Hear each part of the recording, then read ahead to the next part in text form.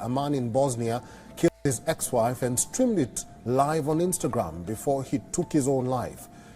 Nurman Manovich's hands gripped Nzama Havik by the throat, dragging her across the floor while she struggled for breath.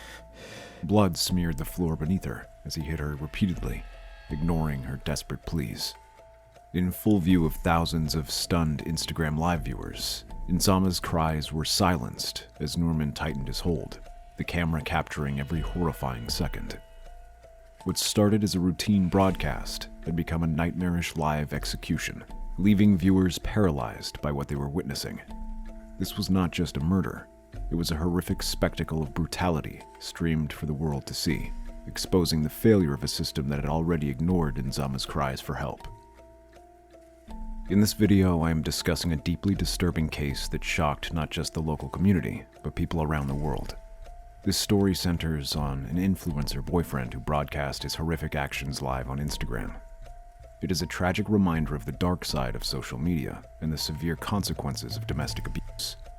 This case gained international attention because it involved a gruesome series of murders streamed in real time, showcasing the brutal nature of the perpetrator's actions and the failure of the system to protect the victim.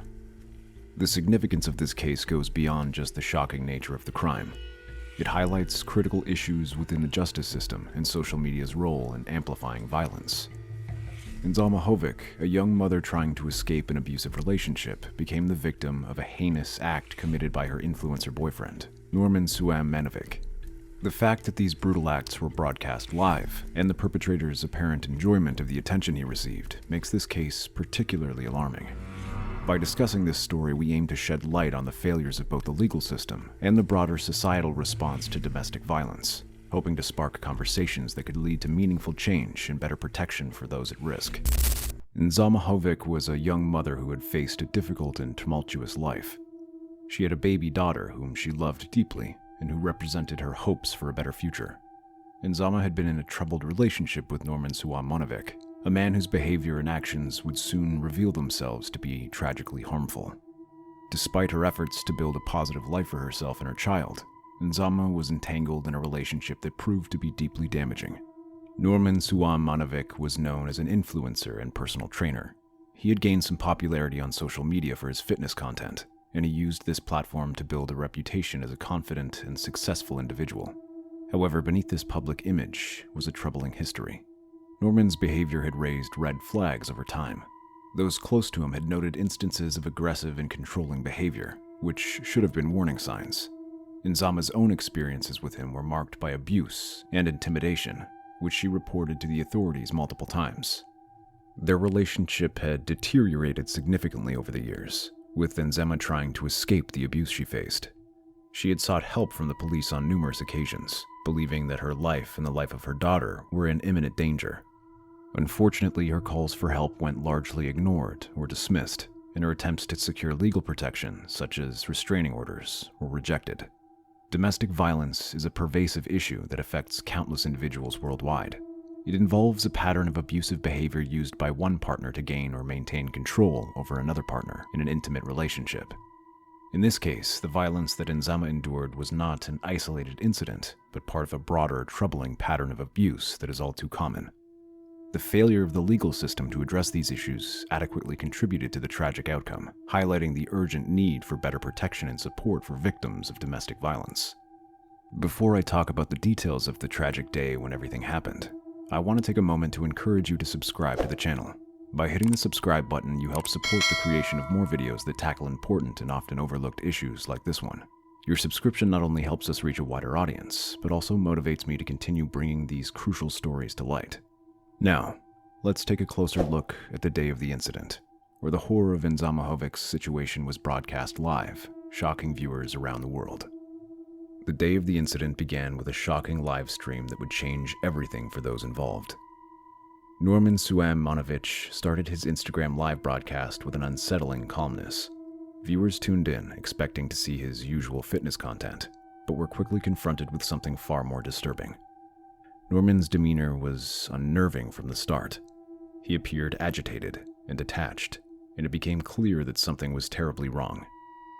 Nzama Havik was the first person seen on the live stream, sitting on a bench, looking visibly distressed. She was holding her baby tightly, clearly trying to protect her from the situation. Nurman, holding a gun, approached her with a menacing presence. The live stream captured the terrifying moments as Nzama attempted to reason with him, her voice filled with fear and desperation. Despite her pleas, Nurman's intentions were brutally clear. As the live stream continued, the situation escalated violently. Nurman, without warning, turned the gun on Nzama. The horrifying act of murder was broadcast live to his followers. The viewers witnessed the unthinkable. Nzama was shot in cold blood, her life ending in front of countless people. The scene was both graphic and heartbreaking, leaving many viewers in shock and disbelief. The immediate aftermath of the live stream was chaotic and deeply unsettling. As news of the murder spread, the public reacted with a mix of horror and outrage. Social media was flooded with comments and discussions about the graphic content viewers had just witnessed. The emotional and psychological impact on the audience was profound, as many struggled to process what they had seen. The live stream not only displayed the brutality of the crime, but also forced the viewers to confront the reality of domestic violence in a way that few had experienced before. The event left a lasting mark on everyone who had been forced to watch such a tragedy unfold in real time. In the immediate aftermath of the murder, the scene was one of utter horror. The 2-year-old daughter of Nzama was left alone beside her mother's lifeless body. The child, who had been caught in the middle of this violent act, was in a state of shock and confusion. She was found in the same distressing situation where the live stream had ended, clinging to her mother's side, unable to comprehend the tragedy unfolding around her. The scene was heart-wrenching, highlighting the innocent life disrupted by the horrifying actions of Nurman Sulaymanovich. The rescue came in the nick of time thanks to Amia, Nurman's boss, who arrived at the crime scene. Amia had been alerted to the situation through the horrifying live stream that had gone viral. Upon discovering the gruesome scene, Amia acted swiftly to secure the child's safety. He carefully removed the little girl from the scene, ensuring she was safely away from the trauma she had just witnessed. This act of bravery was crucial in protecting the child from further harm and providing her with immediate care and comfort. However, the reaction to Amia's actions was not entirely positive. Despite his heroism in rescuing the child, some internet users directed their anger and frustration towards him. They accused him of various things, including not intervening sooner and facing threats from individuals who were incensed by the situation. The public's response was a mix of shock and misplaced rage, which was deeply troubling given the circumstances. Fortunately, the child's well-being was secured after the traumatic events. She was placed under the care of Nzama's sister, who took on the responsibility of raising her. This arrangement provided the little girl with a stable and loving environment, essential for her healing and recovery. While the psychological impact of the day's events will likely stay with her, being with a family who can offer care and support is a crucial step in her journey towards stability. Following the horrific murder of Nzama, Nurman Sulaymanovich continued to broadcast his actions through a second Instagram live stream. In this stream, Nurman's demeanor was even more erratic and unsettling. He appeared to be in a state of manic excitement, taunting viewers with his violent actions. During this broadcast, he revealed shocking updates, including his intention to commit further violence. His behavior suggested a deepening detachment from reality, and his willingness to share these acts publicly only highlighted the sense of dread among viewers. The violence did not stop with Nzama. Nurman went on to kill a father and his son in a brutal spree that shocked the community. The murders were carried out in cold blood, leaving a trail of devastation in their wake. As he roamed the streets, Nurman showed no regard for the lives he was taking. His actions were not just confined to the live stream. He became a visible and active threat, causing widespread panic throughout the town. His spree included random attacks on passers-by, adding to the terror that had gripped the area. Meanwhile, the police worked tirelessly to track Nurman. The live streams became a crucial tool in their efforts to locate him. They used the information from the broadcasts to follow his movements and piece together his location. The urgency of their response was palpable, as they understood the need to act quickly to prevent further loss of life. The situation was a race against time, with every moment bringing more potential for violence. In his final moments, Nurman's actions took a dramatic turn. Faced with the reality of his situation and likely overwhelmed by his actions and the approaching police, he chose to end his life.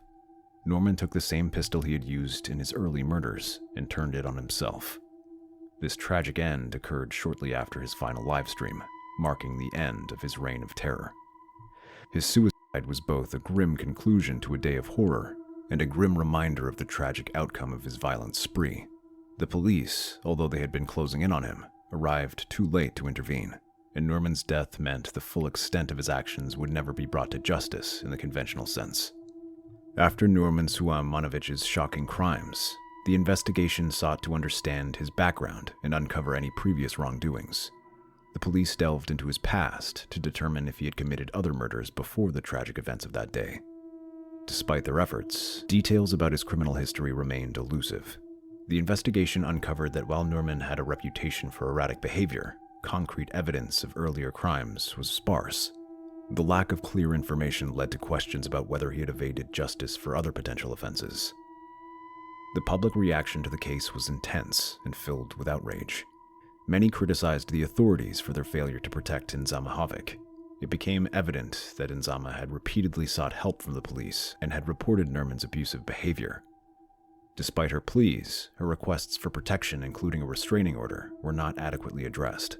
The failure to enforce this restraining order, which was rejected just a week before her murder, highlighted significant issues within the legal system. The case spotlighted systemic problems with how domestic violence cases are handled and the gaps in the legal protections for victims. The case had a profound impact on discussions about domestic violence. It became a focal point for debates about how authorities handle such cases and the effectiveness of current laws. The tragic story of Nzama Havik and Nurman Sulejmanović highlights the severe consequences of domestic violence and the failings of legal systems meant to protect victims. Nzama's horrific murder, broadcast live on Instagram by her abusive partner, drew attention to the dire need for better support and protection for those facing domestic abuse. Nurman's subsequent actions, including his additional crimes and eventual suicide, only deepened the tragedy and left a lasting impact on the public. It is crucial for all of us to stay vigilant about domestic violence and support victims in any way we can.